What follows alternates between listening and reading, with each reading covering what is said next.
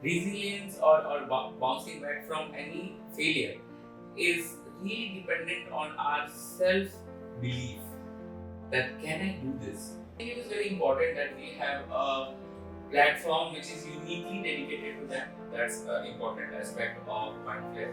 And second of all, when you have a platform where you bring both the information givers and the information seekers in a way which is both professional and can also be more, I think having a mentor in your life, and again I will say for career or otherwise, is important because you don't have to reinvent the wheel again and again. The wheel has been reinvented. Any problem you are going through in profession or in life has already been experienced by someone. The CVs are not tailor made. You have a big chance of getting, your CV has a big chance of getting rejected. So your CV should also not tell something. It should show that you have the skills. It should tell the experience that you have. It should tell the things that you will bring to the table. And that will make your CV stand out. 2, 3.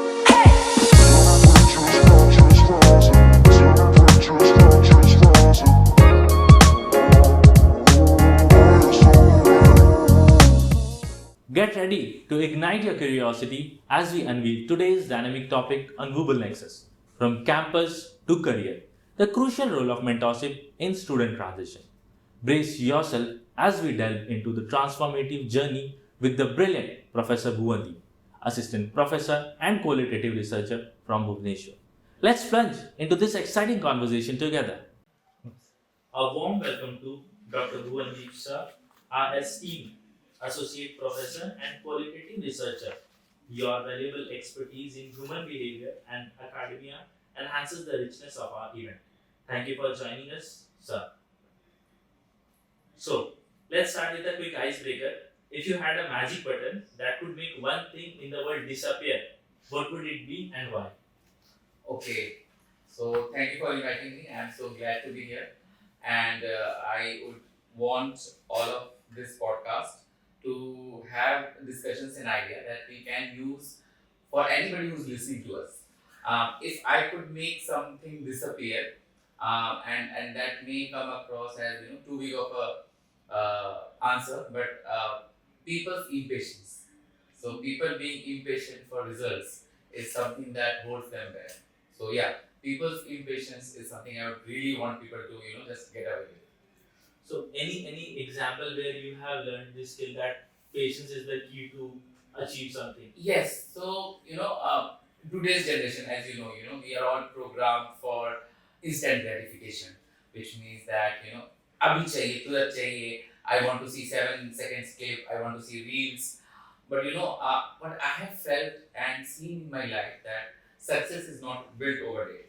And if you get something overnight, it will also be snatched overnight because you are not sure of yourself. So, like in career, right? Career will be in a way that you will never be able to figure out that what exactly do you want. You will have your education thrust upon you. You will do careers because you have some companies that will come to your placements. But over a period of time, if you're patient enough with your skill set that you have got, the amount of things that you're bringing to the table, you will eventually figure out a sweet spot where you are happy to work and somebody is paying you for that. And that can only be gained if you're patient enough and if you're not running a rat race. So, being patient enough to choose a career, we may break it down into trying a lot of things until we get the one thing which is the sweet spot for us. Yes. In fact, I was reading this book, how will you make about how will you choose your career? And they had said that, your careers will have two parallel tracks. One, the things happen to you, and the things that you make happen. So the things that you make happen requires a lot of patience. And when I say patience, it means self-reflection, sitting with yourself and what is that you really enjoy. So people who are impatient and always thinking that what I want, what I want, they are not able to hear what actually your heart or soul wants. And that can only come when you sit in patience and reflect. Is that what are the gifts that you have been given on? What is the reason that you are on this earth for? So yeah, so coming back to the question which is long. So impatience Impatient is the impatience. answer. Yeah. Okay. So, if you could travel back in time and give your younger self one piece of advice, what would it be? Yeah, that's interesting. I think about that a lot. I would tell my younger self to not fret so much. And I used to spend so much time worrying that how things will pan out. So I tell my younger self, career wise, have faith on your hard work and things will pan out. Maybe not in short run, but in longer run it will pan out. You will find a career that will be so rewarding and also so fulfilling that you will look back and see all the struggles were worth it. So have faith. Used to have so much sleepless nights when I was trying to figure out what is it that I want to do with my career. In India, if you are good in numbers, right, you are thrust into engineering, and you have to love that. And most of us don't. But we do continue with that because there are no options and we are not ready to explore. So I would tell my younger self to have trust in the process and have faith and not to worry so much. Yeah. So that time can be utilized in skilling ourselves into something, or maybe trying different things and find that sweet spot that what I'm liking more. Yeah, more than that, I would say that time could be used for enjoying life, right? Like my father used to say that, okay, it is good to work hard, but also remember that your life is passing by. And you will have a career and you will have bank balance and you will have all these holidays, and one day you will realize that you are old and the life has passed you by. Where will you get the time to enjoy your life? Correct.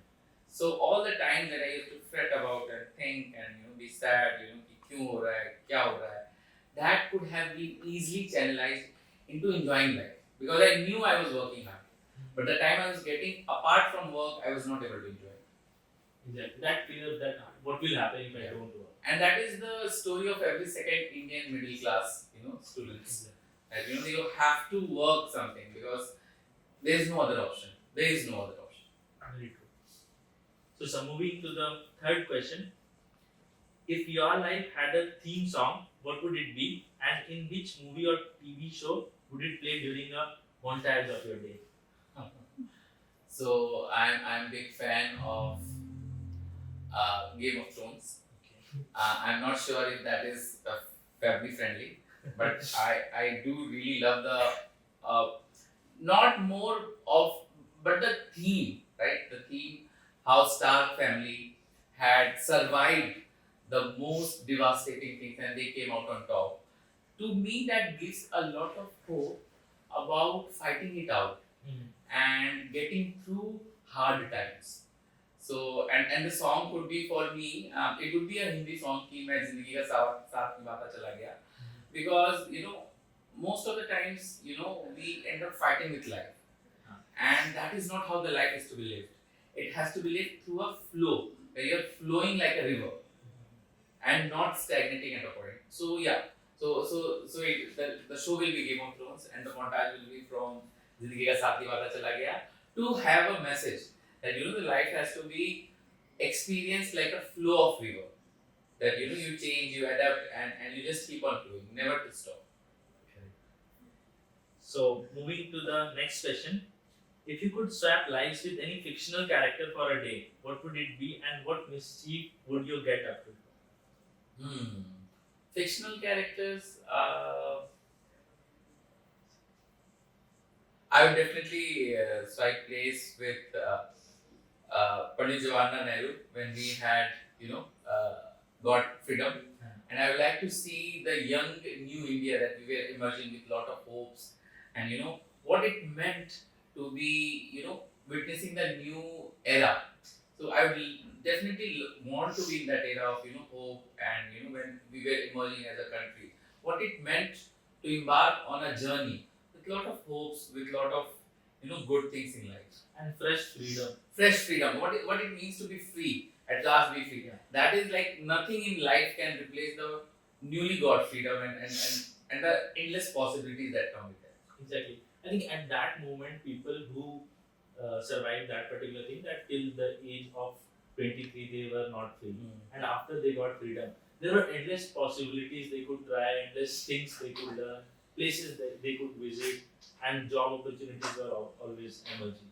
So that was really a good time. And I think similar to that is the scenario now. Like Yeah. the world is now seeing India as a As place, emerging. as an emerging country in the whole world that is creating the most amount of job opportunities, most amount of engagements. So according to IMF, we will be the fastest growing economy in this year and next few years, and that is mainly because of the rich dividends from the population that we are getting. So we have, so like you said, it is similar to what we witnessed. It is just a new dawn in global order. Exactly. So, sir, what do you think? Like after this, that particular time, it was about freedom. Since they got freedom, it was really good to know. What is that one thing which is allowing India to be a global leader? So I think one thing that I say that we have a high proportion of young crowd. So you take Europe, you take Japan, you take most of America. They have an aging population. So they have, most of them are boomers and aging population. Aging population is good. They have had their time, but the world belongs to the people who are young. So young blood. So India excels in that. We have a lot of young blood who are coming up with new force to implement things that are unheard of.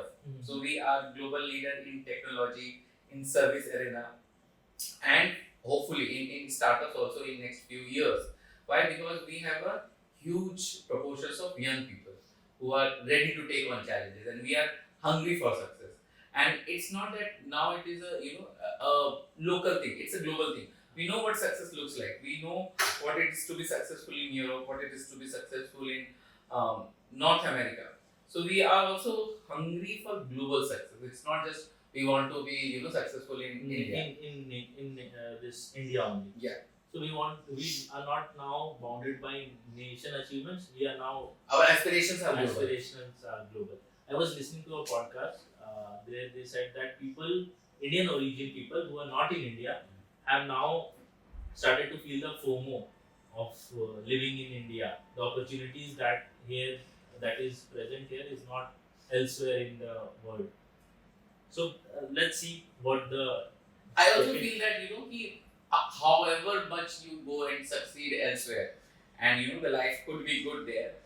If you are born in India, right, there will be some part of you that will always miss India. No matter where you go and how much success you achieve, nothing can replace that feeling of having Holi with your family or Diwali or Durga Puja. It cannot ever be there. And the second important thing is that India is the hub of all the changes that is coming. All the big companies establishing their manufacturing plants, all the universities, global universities are coming here and opening their campuses. So a lot of changes are happening. Sir, what do you think? Why are the companies coming? Because according to me, because of the large population, there is a big amount of customer segment which the companies know that if I go to that particular country, a big amount of customer will be there. So don't you think that it is because of the population?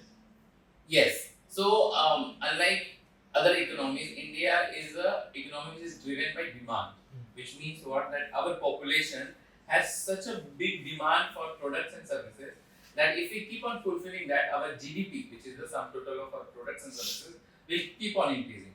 So the reason that we are in a global spotlight is because that we have such a huge market that every big and small company wants to tap into.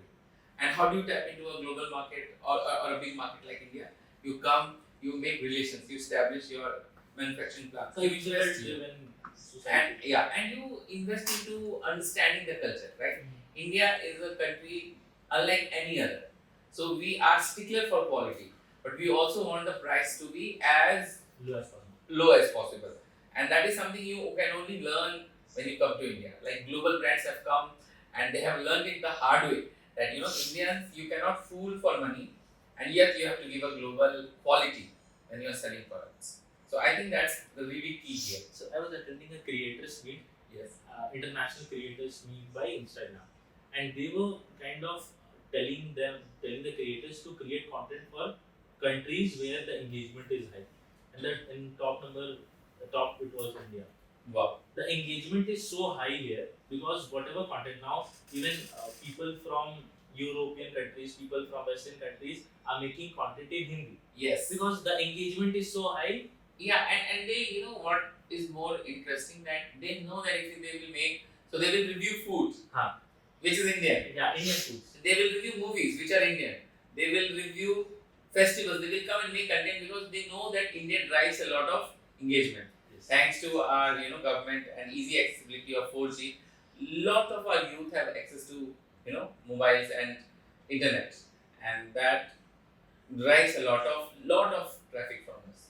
So, sir, coming to the conclusion, I would say a statement that we were very conscious that if the population grows in this rapid rate, there will be deficiency in the food and resources we have in the country. In the past 10 years, 20 years, people were saying that if the rate of growth of population doesn't decrease, we'll have deficiency in food and resources.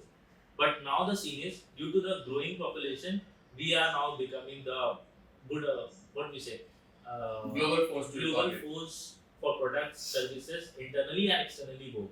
Yeah, I think also we have to remember that we have had, you know, green revolution in 70s, and that not only tripled but made our productivity 10 times. So India is not just a country which is just, you know, clamoring for food grains. In fact, we are leading exporters of most of the food grains to other countries, and it is not like to see that the glass is half full or half empty. We should also see that with growing population, we will also have a greater workforce to cultivate lands, to make up technology. And even though I would say that, you know, agriculture wise, food grain wise, we are quite secure. But in today's world, right, where we are talking about developing or developed economies, we have to think that the economies develop through technology, which means we have to be really good in service sector and product sector. And that is where our growing young population could help us. Yes. So our main focus should be what we can give to the world, except the what we say important things like food and natural things that should be there. But we should think of other products and services which we can So export. without food we cannot survive. Yeah. But there are other things also we should. Yeah, the GDP should focus on growing with those things, technologies and Technologies. manufacturing units. Okay, that is really a good answer for all the startups as well, because in the young startups have one question: what is the product market fit? They can understand from these answers that what can they work upon. Yes, and I always say to young entrepreneurs, right, that look at the pain area. When you look at the pain area, you will know your answer. You do not have to, you know, go and say, नहीं मुझे technology में करना है या मुझे service में करना है. Look at the marketing point of view. What we always say is that, you know, look from the pain that you're going to cultivate to allay, you know, to allay the fears of people. Once that becomes your mission, you will figure out everything. It's not that you have to do in technology only. You can do in agriculture sector also. But then you have to know what is that you are targeting, what is the pain that you are going to remove from people's life. So the main target should be a good experience to the customer and solving a problem which has not been solved in that Yeah. particular way. Yeah. Okay, so coming back to some good moments from your life where you have achieved a lot of things, can you share some insights into your journey from being a management trainee at Tata Steel to your current role as an associate professor at KITS School of Management? So I would say that if I look back at my career journey, initially, like I said, I could not figure out what is that I wanted, and I have seen also that careers are made up of two things: what you make happen and what happens to you. So, I could have had a, you know, comfortable life working for these two, you know, conglomerates, Tata and Aditya Birla. They are two very good companies, and you know, people were surprised that why I am leaving, you know, such jobs. It's not very conventional to leave such jobs and go for, let's say, alternative careers, because if you are with these companies, you are set for life. But I always knew that, you know, even if I get good money and even if I could get, you know, good living, it will not be enough for me. So knowing myself, I had to take calculated, you know, decisions and risks. So if I look back at my journey, I will say that I always understood what is that I wanted. I took risks, and they were not like, you know, I did not leap from a, you know, peak of a mountain, but I calculated the risk. So I took risks, but with plan B. Yeah. And then, for example, when I was preparing for CAT, I knew that if I have to leave my job, the company or the college that I'm leaving should be of some level. Yeah. Only then I will leave. I cannot leave it for, let's say, XYZ college. So I knew that there has to be some backup plan. Or when I was sitting for companies in my management college, I knew that I would not fit into certain kind of jobs.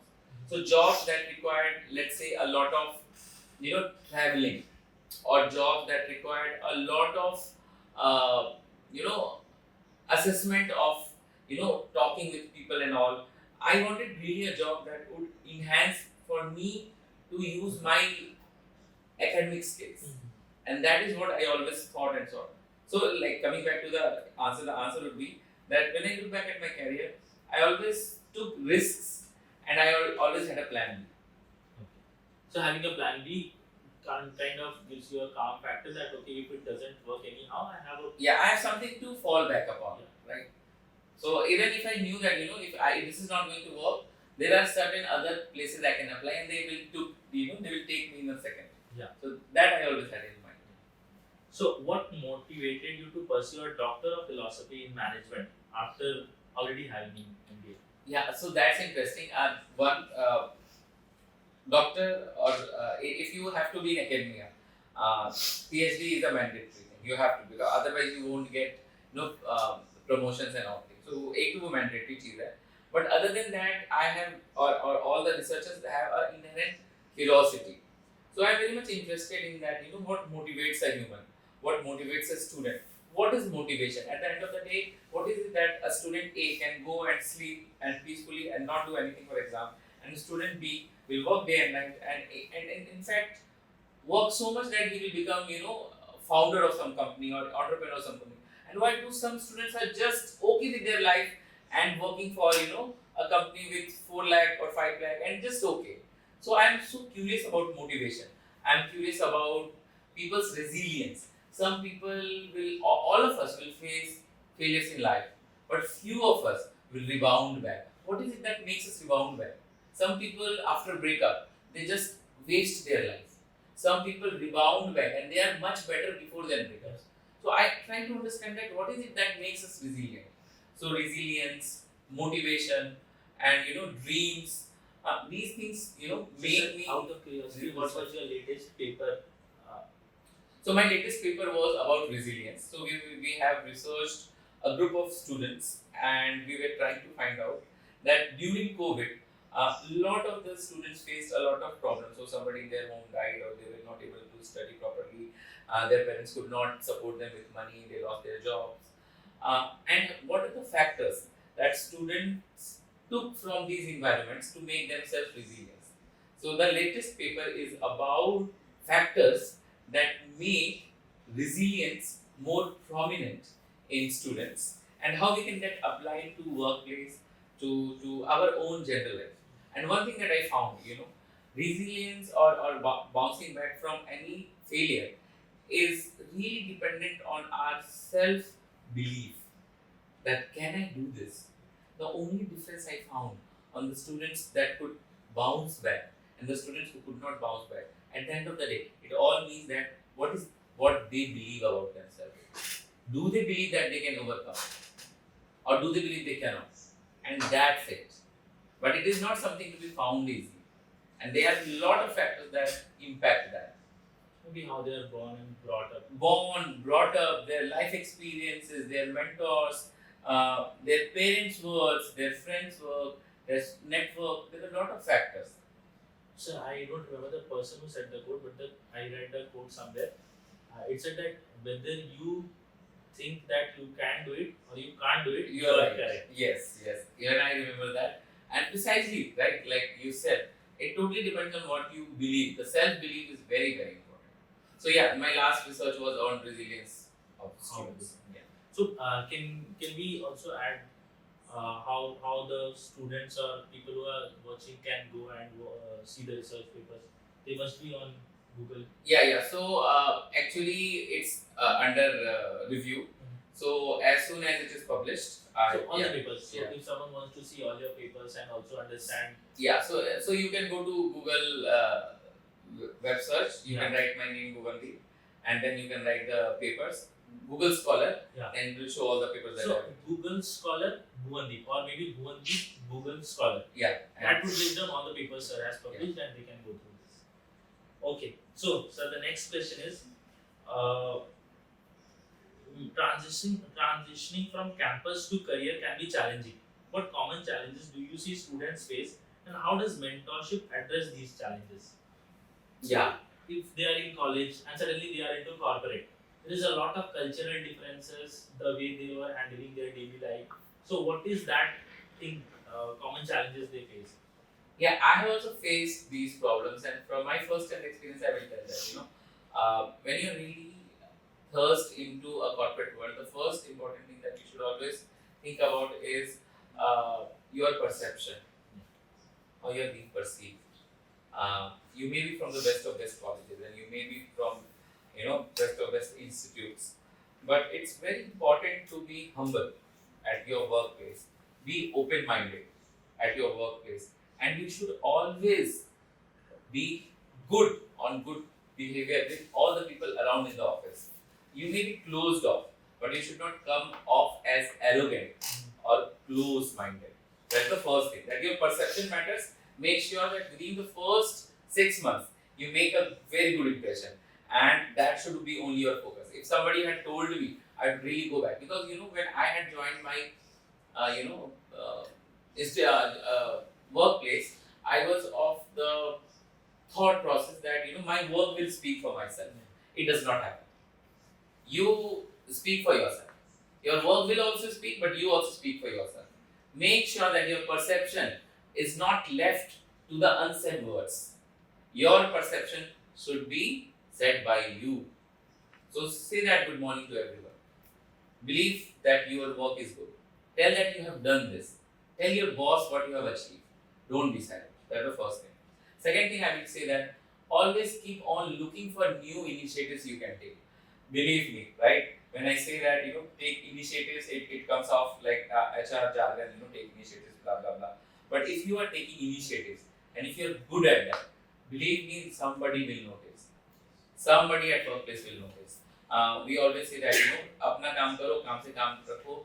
But that is only when you are trying not to be in that job. When you are looking for a long term in any kind of job, please take initiatives where you can contribute more. And when you look into that, right, somebody will notice. Maybe not in company, but outside your company. Suppose you are handling social media of your company, right? And nobody gives, damn about your job. But if you're doing a really, really, really good job, there will be people outside the organizations who will also see your work in social media. So be the best in what you can. And I would say that a person, if they take initiative in the company to make it a better place, or maybe do something better with the product or service, somehow they will also create something which interests them. Yeah. So now, if they are creating it, they will put their effort where their passion lies on. Yeah, and you know what that leads to? It leads to a lot of confidence. Yes. And that confidence nobody can instill in you. Yes. It will only come when you are doing your work and you know you are good at your work. So मैं आगे कितने भी बोल दूँ, कि you are very good. Unless you believe yourself, by doing your work, it won't come. So by taking initiatives and being successful in it will also give you a lot of confidence. That is very, very important for career. That gives you the kick to be on the same job and yet have different Take milestones. risks, take risks also, right? You can take risks, you can take more initiatives, and overall your personality will change. A confident person and underconfident person, you will always be differentiated. Okay. So going to the another question, what prompted your transition from I think this is repeated.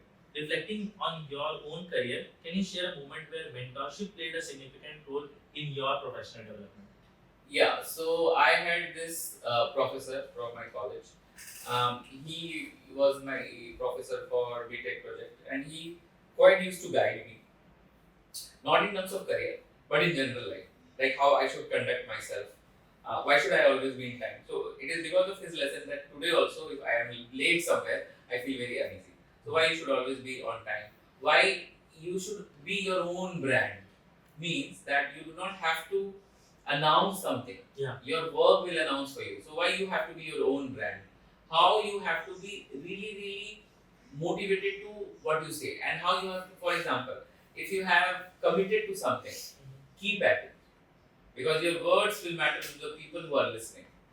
So my mentor, who was at my college, he taught me these things, that your words matter, that your timing matters, that your dedication to your work matters, and no matter what is that you do, right, you have to give your full to it. Otherwise, don't commit. Yeah. You will always have that freedom in life of not committing to things you don't want. And life is too short to do things you don't want. Yes. If you have that freedom, do not commit. Once you commit, give your wholehearted effort to it. That is what he taught me. Exactly. And these are such learning which is applicable to every individual person.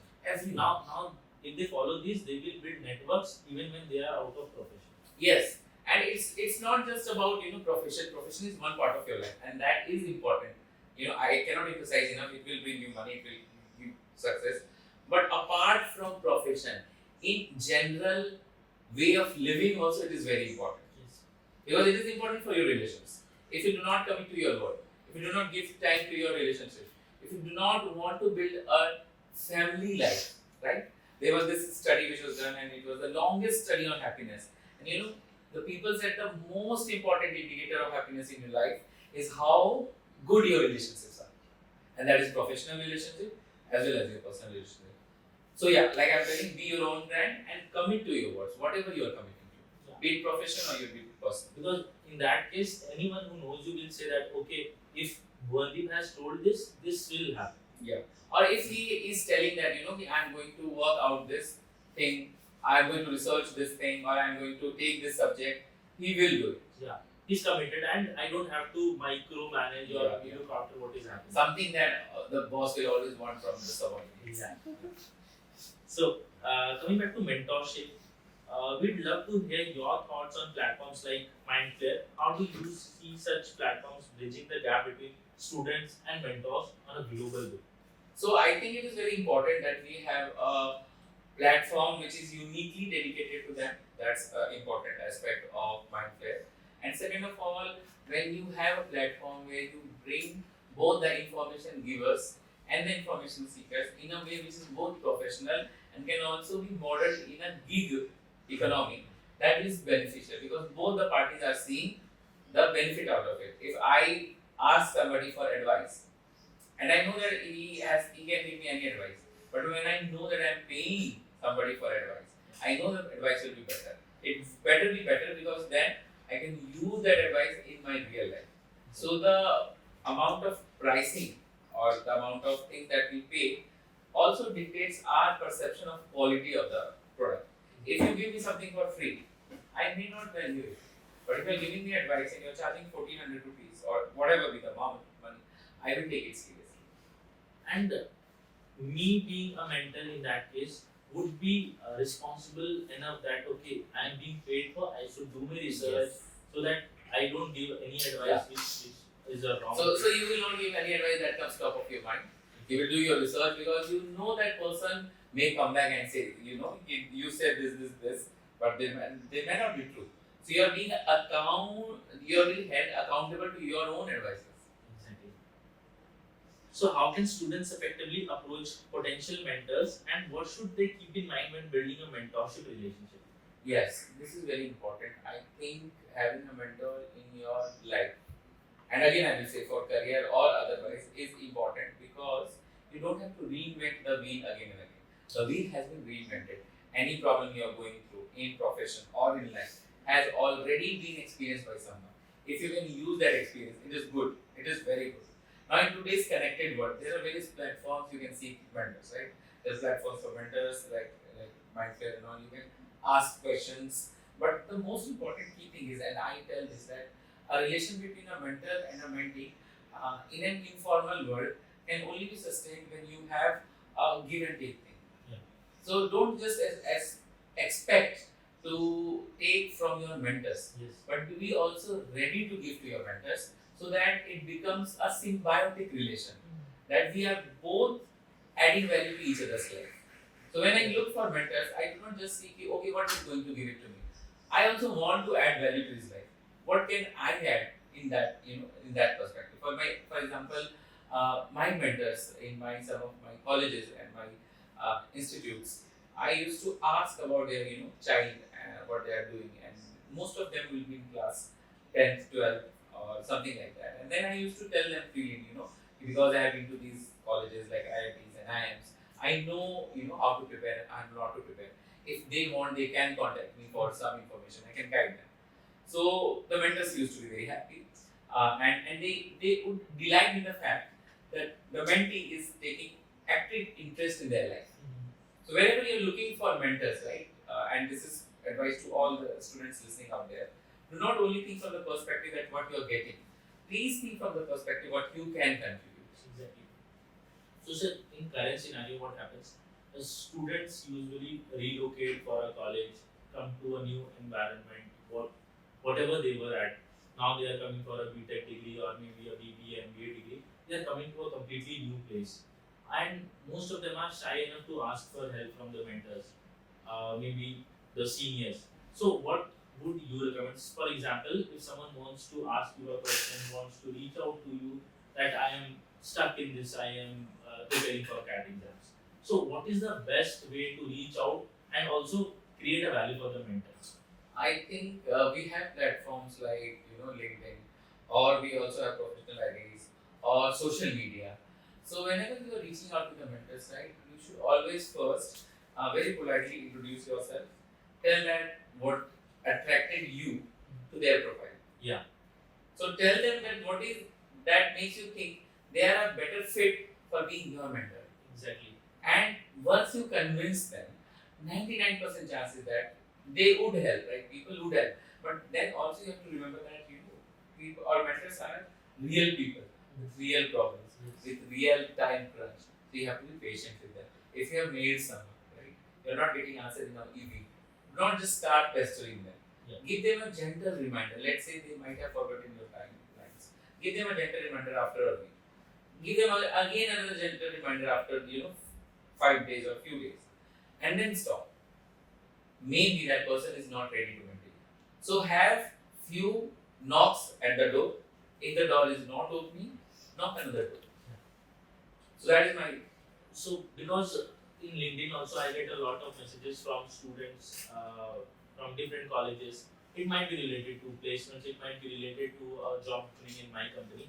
But I see a common behavior that a lot of students first approach in a very good way, and then they start spamming. Please see my message, please look into it, and that is what something we need to give a solution to them for a better way to approach, so that the mentors also do not hesitate in helping on the other end. Once the relationship has got to that level where they So are, like we say, like once the relationship has that traction, Yeah. then it will have its own momentum. Yeah. And like a momentum, a wheel that is spinning will spin on its own because of the continuation of momentum. So when you have to have that kind of faith in your mentor, then that mentor will also come forward. But do not under any circumstance pester again and again. Whatever 1% chance you have, that will also go. Because it will create a very bad impression of being desperate. Yeah. And desperation, if you can smell it from, you can smell it from kilometers from a person. And it's not a good quality to have. It's not a very good quality to have. It also means that maybe you do not have much to contribute, and that is why you're desperate. So like I said, knock once, knock twice, maybe knock twice. But then respectfully back off. Maybe that mentor has already is playful. Knock at another door. And most of the cases, if you are working really to get a mentor, you will get mentor. So people are out there to guide. Yes. Actually, the faculties which are in colleges, they are their main job is to mentor people who are misguided or not being guided. So I would tell one story. So when I was into my first job, and I also already had the first company established and everything was going smooth.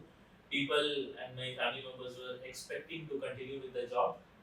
So I was the first person where I broke this silence that I don't want to continue with the job, and to continue living at the campus or living at the same place, I had only one option left, to do an MBA. So I talked to sir how to apply for MBA, and he gave me a list of books, recommendation what to study, and then I took the exam for the MBA program, and I continued the MBA, and this is what going on. The company is going on. I remember you. I think what made you so different from others, you I could see that you were really sincere. I can really differentiate who is sincere and who is just talking for the sake of talking. I get a lot of students, they will say, oh sir, you are from this college, please guide me. I understand that. But in you, I sense there was some kind of sincerity towards what you wanted. And that is why I gave you the advice I gave you. I hope that helped. Obviously, and I think it's already 4-5 years since you Yes. first guided me. So sir was teaching me MM1. It was my elective in my Marketing management for marketing those, management for BTech. So it was my elective subject, and then I told that sir, I want to study marketing more. What if I join MBA here? He said, you join. I might not be the faculty, but there are other faculties. I remember that. So it was really at that critical moment. That was the day when I met you. That day evening, I called my parents that. And Oh, is it? Yeah. So kind of turning point. Yeah. Nice. So It all turned out well. there Yeah. was early idea. So can you share some instances where you have witnessed successful mentorship stories within the academic environment? Academic environment, yes. When I initially joined, I was not much aware of how to do research, what is research. So I asked few of my people and my guides from my own colleges. They told me what research is, what research is not, and how to approach research. And I remember them telling, and mentors are also people who are your peers. So your peers who are more knowledgeable than you, they can also be your mentors. So I had some mentors also who are my peers, but they have greater experience and more experience in research. And one thing I took from them is that you have to really like what you're researching. Otherwise, it will be again a drag, and you don't want that. So that is one of the things that I have learned, that successful researchers in academia or successful people in whatever they are doing, they are not just about results, but they're also about enjoying the process. Yes. And that is something I learned from my mentors in academia or current job. So loving something, what we do, loving something what we are doing gives us more time into that. Which was the first answer. That patience is the key. We can get patience only if we are loving it. Yes, and also, like see it this way, you are doing some kind of research, right? That will take 90% of your time. The research will be published, that will be 10% of your time, and you will be happy only for 10% of time if that is what you're after. 90% of time, if you are miserable, what's the point of doing the research? Because if you're going to be happy only when your paper is published, then that will be for a week out of 52 weeks. And then for again 51 weeks, you will be scratching your head and thinking and doing and not enjoying writing a paper. Then maybe you should rethink that how to make it a process where you enjoy it. Very good. So, sir, speaking of resumes, how important do you think it is for students to tailor their resumes according to the specific job profiles? Oh, it's very important. It's very important. I think that's the first interaction that students have with the corporates, and it's also the first time that corporates are going through CVs. So they don't have more than 10 seconds or 15 seconds to shop through your CVs. If the CVs are not tailor-made, you have a big chance of getting, your CV has a big chance of getting rejected. So it has to be tailor-made. By tailor-made, I don't mean just fancy colors and fonts and everything. You really have to look at your job description and what is it that you bring to the table, and how is that you are successfully telling the recruiter that you have those skills. So there is something we call, we tell in storytelling is you should not tell something, you should show something. So you should not say that the person is enjoying the apple. You describe the scene so that the person understands that he is enjoying the apple. So your CV should also not tell something. It should show that you have the skills. You should tell the experience that you have. It should tell the things that you will bring to the table. And that will make your CV stand out. So, currently, sir, the colleges give a standard format or a layout to the students, and use that particular CV or a resume to apply for all the companies. So, what would you recommend for a student who is applying for multiple companies? How they can tailor make it, or how they can position the thing so that their CV is taken upon seriously, depending upon the. So there are two things that we are talking about. One is the format of the CV, and one is the content of the CV. If the format has been set by your, let's say, college or the company, there is not much you can do, but you can always play with the content. Yeah. So if you are applying for analytics job, you should always tell that what portfolio projects you have done in analytics. How is that your analytics skills can be useful for the company? What kind of courses you have done in analytics? What kind of internship skills you have acquired in analytics? So when you tell these things, it will be different when you are applying for a company who's coming for HR, when they are looking for, let's say, recruitment. So how can you be a good recruiter? What is that makes you understand people's motivation? Or why is that you being a recruiter is good for a company? You can tell about your experience. Again, you can talk about the skills in HR, internships that you have done. So I would suggest that if the format is given for you, you can't much play with that. But the content part of a CV is something that you can always tweak upon and make it according to the. So I always tell these two things to my mentees. Make sure that you have gone through the JD and make sure that your skills are suited to that JD. It should not be reversed way that the recruiter should be racking his brain, going through your CV, thinking where they could fit you. Yeah. That is not the recruiter's job. And then you have half of the battle is lost. So you should rack your brain and understand it. How do you customize your CV so that it fits to the bill of JD, job description. Very good. So, sir, could you shed some light on applicant tracking system and how they impact the recruitment process in the current scenario? Yes, so applicant tracking system basically streamlines the process because you have a lot of applications coming for the job, and you really have to make sure that the process is streamlined where you are looking for keywords and you're looking for phrases and you're looking for certain set of skills. So that tracking is a way of making sure that you choose best of the best candidates. So in a way, it's a process. It's a process that is streamlined for choosing the best applicants in the best possible way. And how students should approach this? They should approach it as applying to any other companies, making sure that they are customized to the needs of companies. Okay. So they have to make sure that it is as per the keywords and skills, and also it is machine readable. Yes, machine readable people do not understand what it means. So it means that whatever key phrases that you are taking, make sure that it is understood by machine. Yeah. It is understood by AI, right? So make AI your friend. Don't be so aloof that you do not understand what is the key AI words that could at least have you your first foot in the door.